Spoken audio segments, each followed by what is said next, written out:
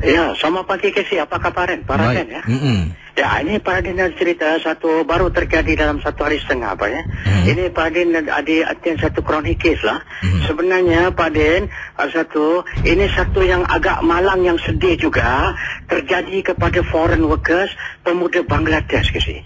Pemuda Bangladesh ini sebenarnya waktu Pak Raden syukur alhamdulillah foreman dia ni seorang Cina Baba tapi mengenal Pak Raden. Sebenarnya Casey dia menjalankan tugas yang murni mencuci blok 3 pagi. Dari dalam dia cuci blok 3 pagi tanpa dia sedar Casey, rupanya ada satu Pontianak dalam rupanya bila dia satu Pontianak semuanya rupanya waktu dia tengah cuci-cuci tu dia tarik tong sampah tu untuk kerja pagi pasal banyak blok yang dia nak cover.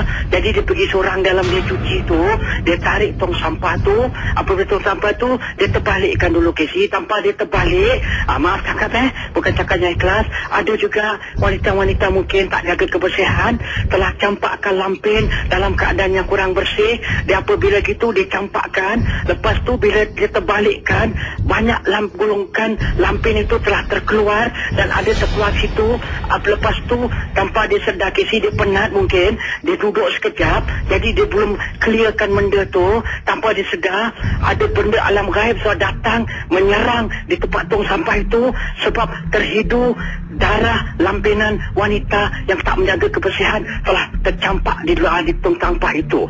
Apabila Pak Adin sampai, ini Pak Adin nak cerita Casey, waktu sebenarnya Casey, Pontianak ni Casey, tempat yang paling dia suka juga adalah di tempat yang dipanggil tong sampah. Itu pasal kalau siapa-siapa, ini yang malang Bangladesh ini, bukan dia kerana diganggu Casey, dia telah diserang oleh Pontianak. Apabila dia sadar dalam dia tengah duduk minum air sekejap, dia terperanjat, ada satu hembusan angin yang begitu kuat dan dia cakap ada suara macam mengilai kuat dan telah menghalau dia macam memekik-mekik dan telah mengecang-ngecangkan benda tu dan cuba nak mengambil. Seperti Casey tahu macam contoh kalau burung merpati kita ternampak campak barang aja dia makan. Seperti juga macam burung gagak, dia pantang tengok mayat ke atau dia pantang tengok macam barang-barang mati ke atau bangkai-bangkai.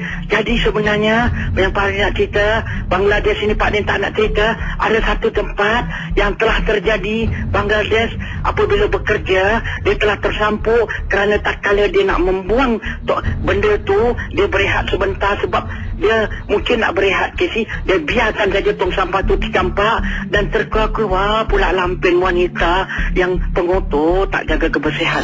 Jadi Pontianak telah datang, ala Ansin Fuazi datang, telah mungkin dalam cara gaib itu pasal dia tengah meraba-raba nak memakan benda tu atau nak menghidu darah tu. Jadi mungkin tanpa dia sedar Pontian Bangladesh ini dia ada di situ, dia telah mengusik Bangladesh dan Bangladesh telah ke histeria. Jadi apabila histeria, ada balik pagi, ada satu foreman dia terperanjat pagi juga, dia mengerang-erang seperti macam dia tak sadar diri, macam orang naik sawan. Jadi bila Pak Adin sampai ke sana, Pak Adin tengok kronik kes yang ganjil ni yang agak berbahaya ni. Rupanya bila Pak Adin sampai sana, nampak kisi lembaga satu perempuan yang agak mukanya yang begitu gelap, Cepun yang dalam ini markas Cepun, division Cepun yang suka mencari wanita punya uzur untuk cari makan. Ini Pak Adin nak cerita itu pasal kalau siapa-siapa ini Pak Adin pernah dipotong cerita. Boleh Pak Adin tambahkan 1 minit tak Casey? Boleh Pak Adin, silakan. Ini Pak Adin cerita kalau perempuan-perempuan ada juga satu kes kronik yang Pak Adin malu nak cerita, tapi Pak Adin tak apa, jangan takut Pak Adin pakai dalam sensor kalau berbual.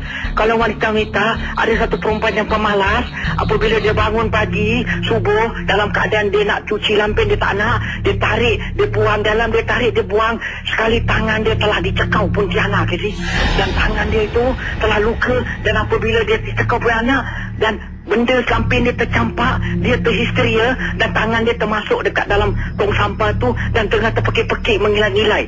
Dan hari ini Pak Rin cakap kalau anak-anak dara bila keadaan barang tak bersih, jangan cara fresh blood gitu buang begitu, cuci dulu dan kalau boleh lipat lah, jangan ambil gitu seperti you campak gitu. Bila dia campak gitu dalam alam gaib, Pontianak ada standby Casey dekat tong-tong sampah ni. Dia suka menghidu darah-darah perempuan yang gusur. Jadi wanita itu tersampuk sebab dia ambil begitu. Ini mungkin dalam golongan anak dara pemalas ke apa. Jadi apa, maaf ya, bukan Pak dia nak menghina. Apabila dia ambil gitu, dia buang begitu Casey, dalam bentuk lamping yang original dengan bercampuran benda uzur dia. Bila dia campak, tersampuk yang dipanggil kadang-kala nasib tak berbau, tersampuk tak kala nak membuang pet yang fresh tu Casey. Itu saja ya. Assalamualaikum. Waalaikumsalam warahmatullahi taala wabarakatuh.